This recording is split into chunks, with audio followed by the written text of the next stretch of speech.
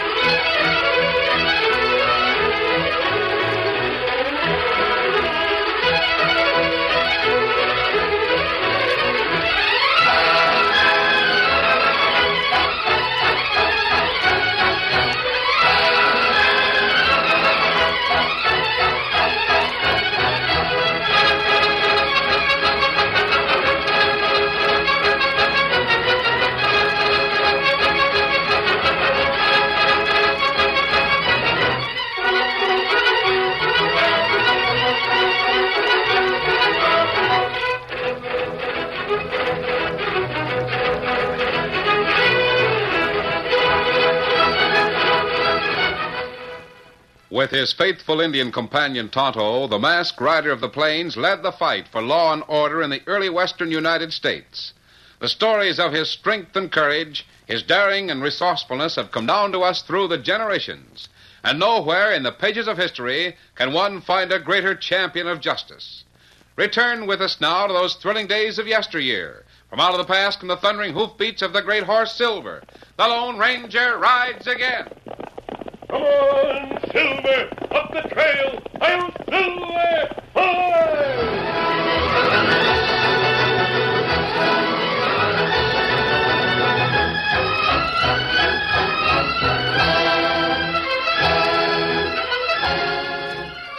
Our story had its beginning in New York, in one of the most fashionable old mansions on Park Avenue. This way, Dr. Marlowe. So the old man's bad off, eh, Reynolds? Very bad, sir. Mr. Armbruster is very ill, I'm certain. Last night, sir, we were afraid he would... Oh, here. In this room, Doctor. And please, sir, try not to excite him, won't you? Go on, Reynolds. Open the door. Yes, sir. Reynolds, you're fired. Yes, sir. Very good, sir. Will that be all, sir? Marlowe, so help me, if you step into this room, I'll... That's all, Reynolds. I'll call you if I need you. Very good, sir.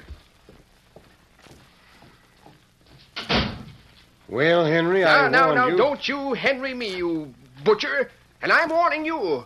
Get out of my room and stay out. Now. I want my clothes. They took my clothes away from me.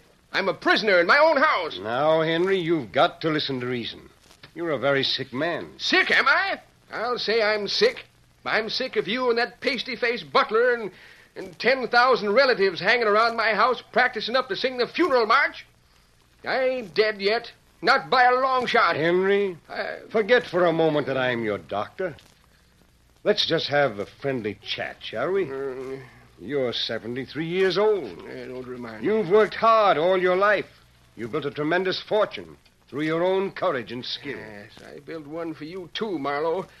Listening to your foolish advice. Henry, you've got to take it easy. You've got to. Do you hear? If you don't, you'll be a dead man inside of 3 months. Nice, friendly chat. Tell me I'm going to be dead.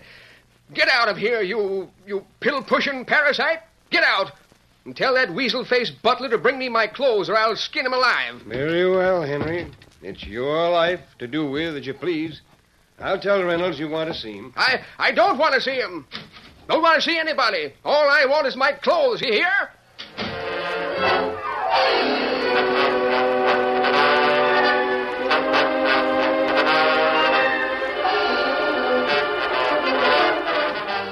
The following morning, the Armbruster mansion was in a state of uproar. Dozens of relatives filled the house and chattered excitedly, watching the policemen and detectives going through every room. Now, let's get this straight. You say Mr. Armbruster was sick in bed, He was very ill, sir, very ill. but he made you bring his clothes to him. He got dressed and went out and didn't return. Exactly, sir. That's it, exactly. I've been Mr. Armbruster's servant for 27 years, sir. And never has he stayed away from home all night. Officer, I know something dreadful has happened to him. I know it. Wait a minute. What do you want? I happen to be Mr. Armbruster's personal attorney, officer. And I'm inclined to agree with Reynolds. You mean you think something dreadful has happened to Henry J. Armbruster? I've just been checking with officials at the Chase National Bank. Yeah? So what did you find out? Henry J. Armbruster went to the bank yesterday afternoon and made a withdrawal. Well, what about it? It's his money to take out, ain't it? Mr. Armbruster withdrew $1 million in cash. And now he has disappeared.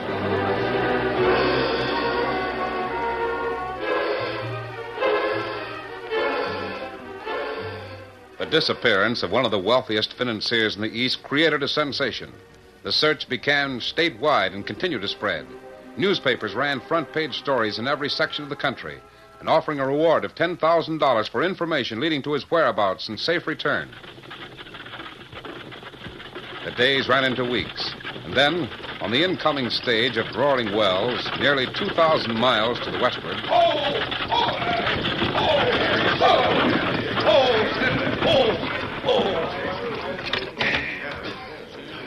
Roaring Wells, mister.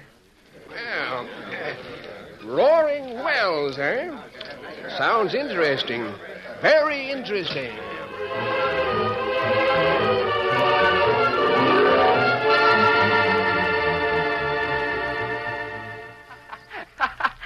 I wish you could have seen him. Honestly, he looked like a little bulldog ready to bite somebody. How did you happen to meet the old man then? I happened to be near the stage depot when he arrived. It seems he bought a ticket clear through to San Francisco, but for some reason decided to get off at Roaring Wells. Oh? That sounds like waste of money. The driver asked him what he would do with the ticket to San Francisco. The old man told him to give it to someone going that way. Then he stuck out his chin and started off down the street. And then? He stopped right where I was standing. He asked me where the hotel was, and when I told him, he asked me if I'd carry his bag. A satchel, he called it, to the hotel. Go on, Dan. Well, we started down the street, and we were just going past the saloon when he stopped again. Well, what happened then? He sort of studied the place for a minute. Then he said something about not having a drink for 30 years. Then he said, Sonny, you take my satchel down to the hotel and get a room for me. Tell him I'll be along later. Didn't he tell you his name when he asked you to reserve a room for him? That's what's so funny. I asked him his name, and he said, just tell him to set it aside room for Bill or Joe or Pete or whatever name they like, and tell him to put my satchel in my room for me. Oh? So I went to the hotel and got the room for him and described him to the clerk. I told the clerk the old man would register for it when he came in. And what clerk fella say, Dan? Well, at first he wasn't going to set aside a room unless it was paid for in advance. But then he agreed to keep one for the old man. I don't think he needed to worry about payment in advance. Huh? What do you mean, sir? Here, Dan, take a look at this newspaper clipping. Did the old man look anything like this description? Why, sure. That's him. Golly. Then the satchel which you carried to the hotel very likely contained $1 million in cash. What? Here, you can read the whole story. Otto, come on. What we do, Kemosabe? We're riding to Roaring Wells right now. Here, Silver. Here, Scout. Come, fella.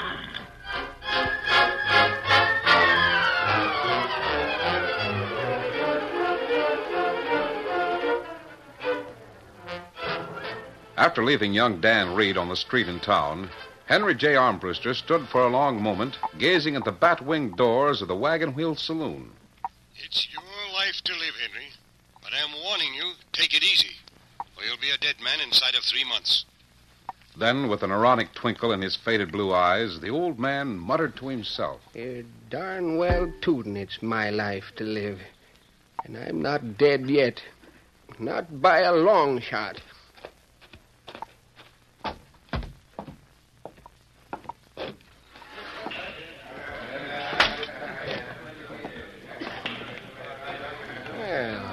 Well, pool table. Well, I tell you right now that I can't do it. Mm-hmm. Argument looks like. Looks like it. Put your money where your mouth is, Butcher. I got $100. Says you can't make that shot. Oh, you know I ain't got no $100. Well, you sure sound awful big until somebody calls your bluff. Hey! Oh, sorry. I didn't mean to bump you, friend. What seems to be the argument? Yeah, this big galoot's trying to tell me he can make the deuce, the 10, and the 13 ball all in one shot. Well. I offered him a $100 bet, but he backed down. Mm-hmm. Oh, well, you are a good pool player, aren't you, Mr. Butcher? Me? Why, sure. One of the best. Well, then here's $100. Take his bet and let's see you make the shot. What? Well, I'll be jiggered. What's the idea? There's 100.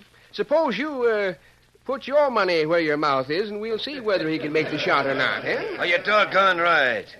There you are. Go on, Butcher, shoot. All right. Now, watch this, you fellas.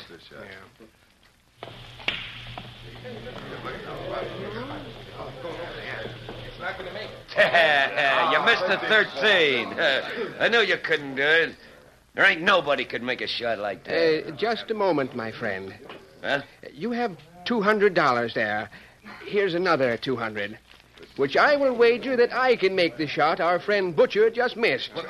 You? Is it a bet? I'll say it is. Hey, set the deuce, the 10, and the 13 right back where they were. Roll the cue ball down to the old man. Hand me that chalk, will you, buddy? Thanks. Well, all right. That's going to make it. Yeah. He's going to make it. I'm telling you, he's going to make it. Watch it. I'll bet you're a professional pool shark. 200, 300, 400. What's that? Pool shark? Nonsense. I haven't had a stick in my hand in 40 years. Ace. Yeah? Come in the office right away. Sure, Chief. Sure don't play like a man that ain't held a cue in 40 years. Yeah? What's up, Chief? We've been in Roaring Wells for 3 years, trying to make money. So? We've grub-staked prospectors and stole from them. We've run crooked card games. We've sold barrels of rot-gut liquor. Uh-huh. What are you getting at, Chief? Well, we got our fortune right in the house, Ace. And we ain't going to let it get away. Now, listen, I don't know You listen and look at this. That's the paper come from Abilene yesterday. Recognize the fellow described in this article? Henry J. Armbruster. Missing. Jesus. Holy cow. And he's carrying $1 million cash. Recognize him? Of course. It's the old man, the pool shark. Pool shark, my grandmother. Get him in here right now.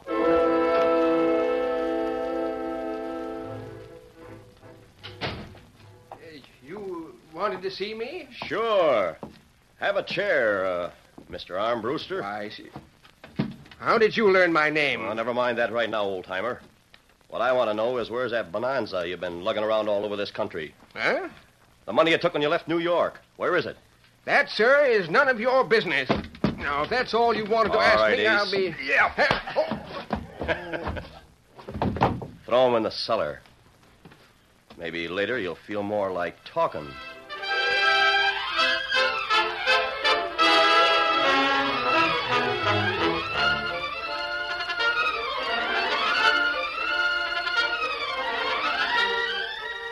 The curtain falls on the first act of our Lone Ranger story. Before the next exciting scenes, please permit us to pause for just a few moments.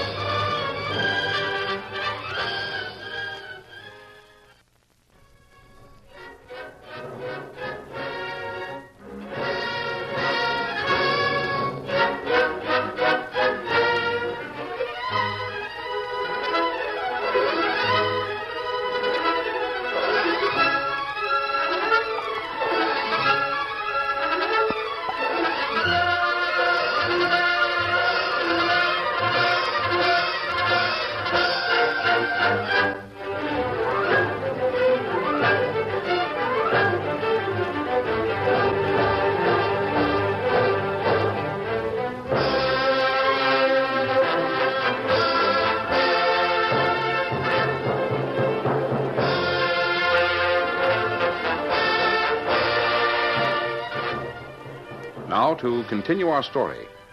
The Lone Ranger and Tonto, arriving at Roaring Wells shortly after dark, reined their horses to a stop just outside the feeble glow of the street lamps. A moment later, inside Hargis' office. Hargis? Yeah? Listen, there's an Indian out front asking about the old man. What? Thought the old man came in the last stagecoach. Didn't figure anyone around here knew him. Yeah, me neither. Tell the redskin to come in, Ace. And you come in, too. Sure. I savvy. Hey, you. Come here a minute. What you want, feller? Yeah, the boss was wondering about that old gent you was asking for. He thinks that, well, maybe he can help you to find him. He talked to him then. Sure. Come on in. What's this old man look like, huh? Oh, him plenty old, wears store clothes. Where old man at? Oh, now, don't get excited. We said we'd help you find him, didn't we? Ace. Yeah. Oh. Come on, help me get him into the cellar. All right. Easy now. That's it. Get him up. Hey, listen. What's that noise? The old man. He found a pick down there, and he's trying to dig himself out of the cellar. Fat chance. Well, of all the... Come on, let's give him some company.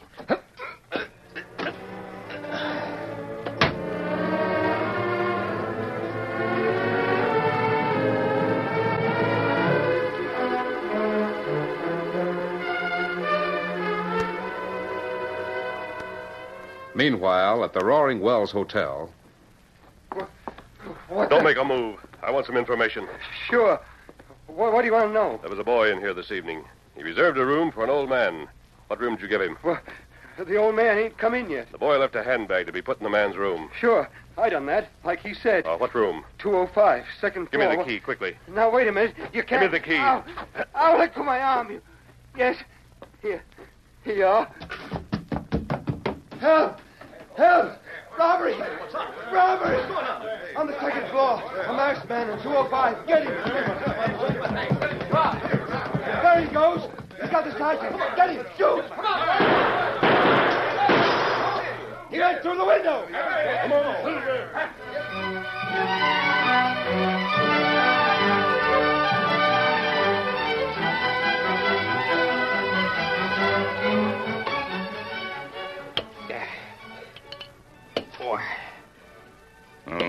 Maybe you better take it easy, old feller.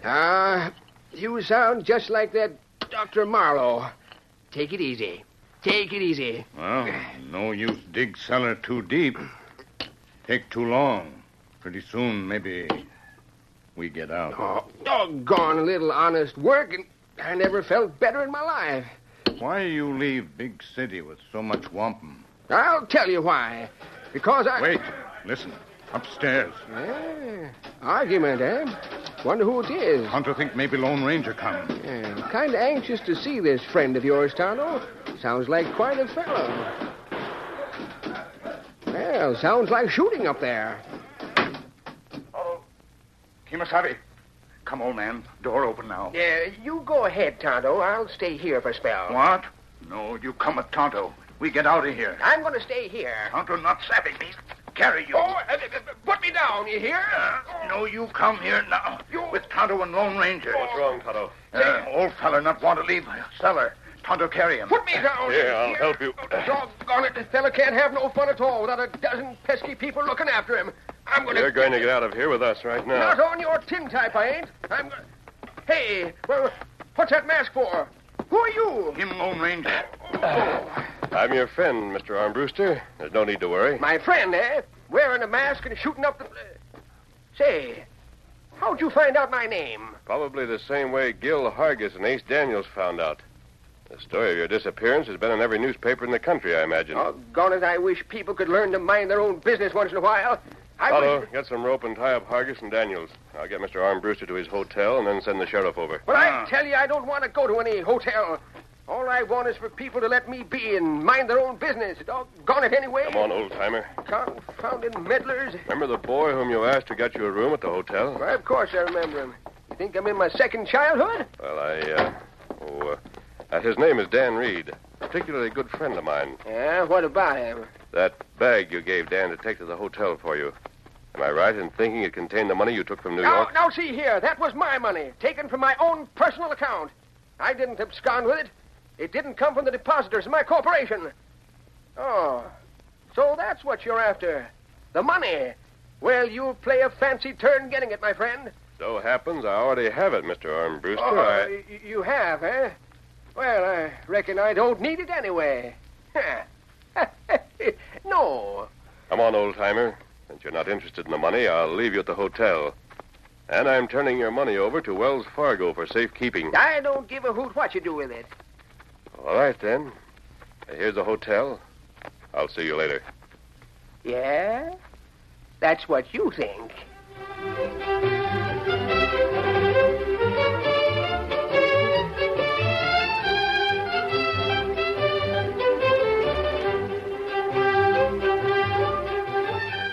Leaving the eccentric old man at the hotel, the Lone Ranger hurriedly notified the sheriff of what had happened, then recovered the bag he'd hidden and turned it over to the Wells Fargo office in Roaring Wells. Then he returned to the Wagon Wheel Cafe to meet his friend Tonto. Arriving in front of the place, the masked man found a dozen people milling about, including Tonto and the sheriff. Oh, Silver, oh, boy. Oh, easy. You, masked man. Stop right where you are and don't make a move. You're under arrest. What's happened, Sheriff? That's just what I aim to find out. Come to my office and say you found old man Armbruster and returned him to his hotel. That's true. Well, it's a lie. I went to the hotel and I ain't seen hide nor hair of the old man. Merciful heavens, a masked man, an outlaw. I know something dreadful has happened to poor Mr. Armbruster. I just know. Sheriff, I demand that you arrest that masked man. No time to explain. Get ready to jump up behind me. We'll make a ride for it. You ready? Hey, what are you two mumbling about? Just wondering, who are these people, Sheriff? Friends of Armbruster from back east. His butler, lawyer, and a whole passel of relations. I'm his brother-in-law. I'm his brother's nephew. Oh, I see. All right, Tonto, here we go. Hey, boy, hey,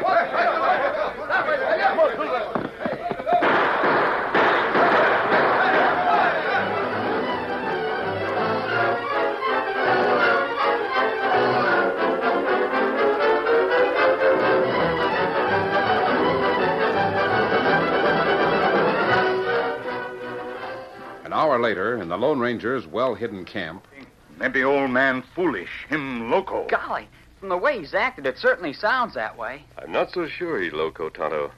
Something deeper than that. After all, we do know that Hargis and Daniels were after him, and we know why. But them fellas in jail now. There are lots of other crooks around here who aren't in jail, and who might know who the old man really is. Me not blame him 'cause him run away and hide in cellar. I can't figure out why he's... Tonto, come on, take Dan's horse. We're going back to town. And we get Scout? Yes, and I think we'll get to the bottom of this mystery at the same time.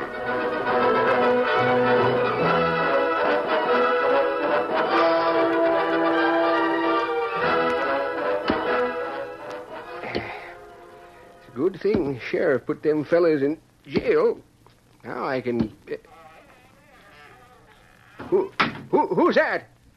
I wanted to see you again, Mr. Armbruster. Well, no wonder you wanted to stay here. You get away from here. Go on, get. Well, no wonder you were having such a good time. Now, see here, Mr. Masked Man. Some friends of yours are in town from the east. They're quite concerned about you. Oh, I might have known it. Doggone it all anyway. Fella my age. Can't even move no place without a bunch of wet nurses following after me. Suppose you go over to the sheriff's office. Just long enough to let everyone know you're all right, huh? I suppose I ain't got no choice, darn it. Your money is at the Wells Fargo office. What's money if a fella can't have a little fun? Hargis and Daniels tried their best to steal your money. If you want some fun, perhaps Hargis would, sell you the Wagon Wheel Cafe. But I don't want to... yeah. Kidnapping's a serious charge in this country. They won't be around for quite a while. Come on. I've got to see the law for a minute. Also my in-laws and outlaws.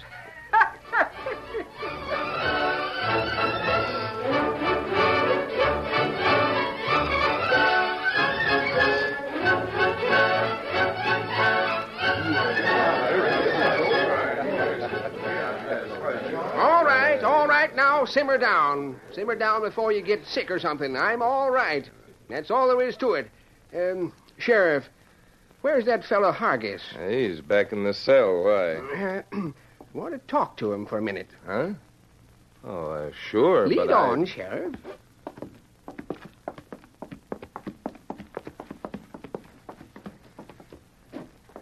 Yeah, right here. But you needn't worry about these two. They're going away for a long time. So I heard. Hargis, you want to sell that cafe of yours? Go on, you old fuzzlehead. Get out of here and let me alone. Give you $5,000 for the place. What? You heard me. Take it or leave it. Why, sure. For $5,000. Where's that so-called lawyer of mine? Right here, Mr. Armbruster. Oh, give this fuzzle-headed dimwit $5,000 and get me a receipt for the Wagon Wheel Cafe. You hear? But, Mr. Armbruster, a cafe? Go on now, do like I tell you. Come on, Sheriff. Well, I sure can't figure out what a millionaire like you wants with a cafe. That fella Hargis. A swindler if I ever saw one. Yeah, sure is. Tried to make a fortune out of selling red-eye, stealing, and kidnapping. Why, he had a fortune right under his feet all the time and didn't know it. What? I don't savvy. Here. You savvy this, don't you, Sheriff? Holy jumping Jupiter. Where'd you get a nugget like that? At first, I was trying to dig my way out of that doggone cellar. Then I darn near had to dig my way back in. You mean you found gold in that cellar? Yes. Biggest natural deposit you ever saw, Sheriff. I don't know when I had so much fun. Where's that lawyer of mine? I gotta tell him to fix up some corporation papers. Henry J. Armbruster Mining Syndicate, Incorporated. Holy jumping Jupiter.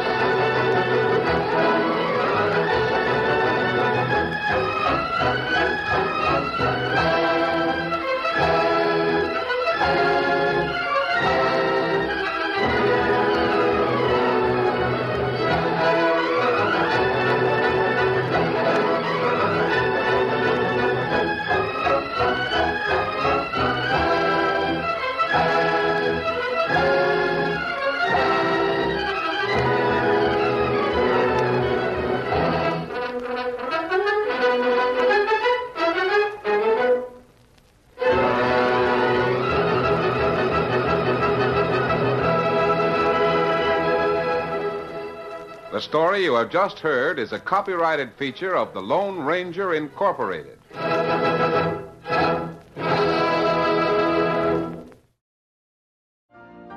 You've been listening to the OTR Gold Network. Find more classic radio at otrgold.com.